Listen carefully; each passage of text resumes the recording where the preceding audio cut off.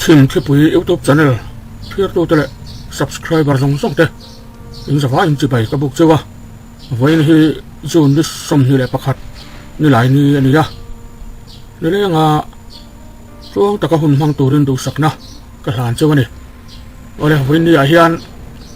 Long Tai district chunga chia to na A theng tam hle maya Hemi chung chang hi kan clear ho do na ni Vain zone ni som hi le pakhat Ni lai ni a hian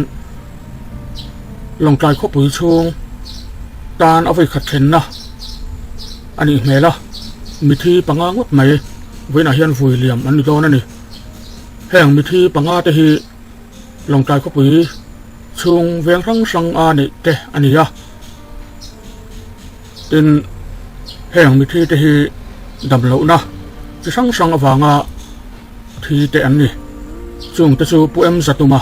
Long Tai College veng Pu Lalzara Long Tai Council veng PMC Zong Muan Kimi Long Tai Bazaar veng Pu TBC Dal Thua ma Long Tai AOC veng le Pu Lal Mathuaya Long Tai AOC veng te an ni ya AOC veng hian mithi pani an ne ni heng mithi te hi voin ni ya an veng than mo la theu vui liam an ni don ani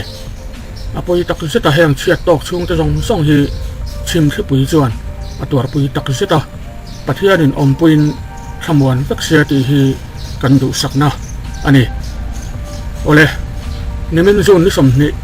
thole ni chonnu lamdar thum vel khan Long Tai district sangau khua a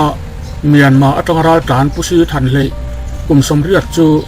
vandoi thak takin autorexo in an in bul maya asupal lau maya damdoin lampan pui ni ma se a hiam an ate mawangin nimin tai dar nga le achan ve vel khan aboral ani hemi chungchanga thu chiang zo pumaruata sangau autorexo owners and drivers association a secretary kan biakna kan ngai thadon ani pu si than le hi voin ni a hian sangau ramlun veng than bola vui liam ani don ani maruata mo maruata bai le si bai ha ta Long Tai tang thar ta kan ya khan ni na khan auto in ra tlan ri ga mi asua anua abora le ti kha lo se ta na ni kha tu na ya kha nge ni in sei chiang do nam yang kai ka chu chiang tak ka chu amutu ta po ha anom lawa hun lai kan chu kai po ka school pang da thum nu khanin lo cha sul to me tuan dar nga chau ka chu ka sia dam do ina no kal pui to mo tu dam do ina chuan ning tam president and autorexo president ne khan kan chawa tu ri parangai don he ma se lung le an ri para an thel man lo mai thei kal ko nga po chat mai then tia an har tang chi chuak renga ka tang ko na chi chuak mo khanin dam do in online ni chun ni min lai ta nga le chan ve ve la ni chu cha la mo ngau dam do ina chu nga ni an soi dan auto kha atlan chak nge nianga tunga anin subdana kha isia dana an thei te a subdana kha tak ni chu an thenom ta ka zot loma kan pat mutsi lawa an tinga mo chu ani passenger da suklam pang khanin ka fianin kot vel ani pona chuak nang khana than chak ve deu nyang rak so kha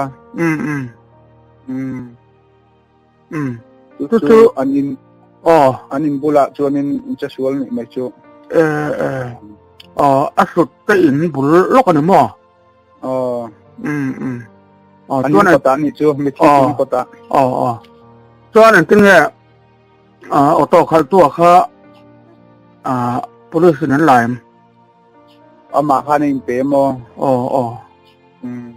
tu na help so nang khanin sanga police a lom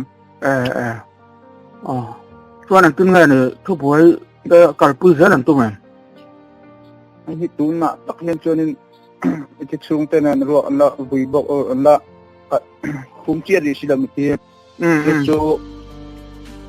tingin imbiak doon ni. Apa tuna sutu apa poiso la akala ni nizan kanin nizan la kan ron let le mo. So in chung kwaten hukom man si kanin imbiak ren sai lo kan ni mai. Yan talpi doon sa chukiat lo mo. Anh cho chuan sangau auto khan auto association khan secretary ni atro tu na hian ang sa tu vel he sangawa hian auto omang service lai hi a service tak hi chu som hi vel kan oma chuan service lo na chuan som thum ve som am toang member hi som thum le pariat kan oma mo chuan ang hian ni khatilai akhan association anga an tin nge ni ma han lak zui deuh te in tu mem association chuan in han boina auto member auto rickshaw member jong chu mikhina alvat tu ania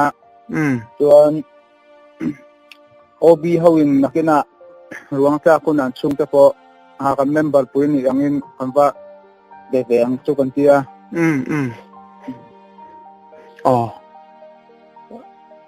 rem na dan kong kha in ron kha apoi mo ve sia tro ni en na kha kan du ba ni association chuan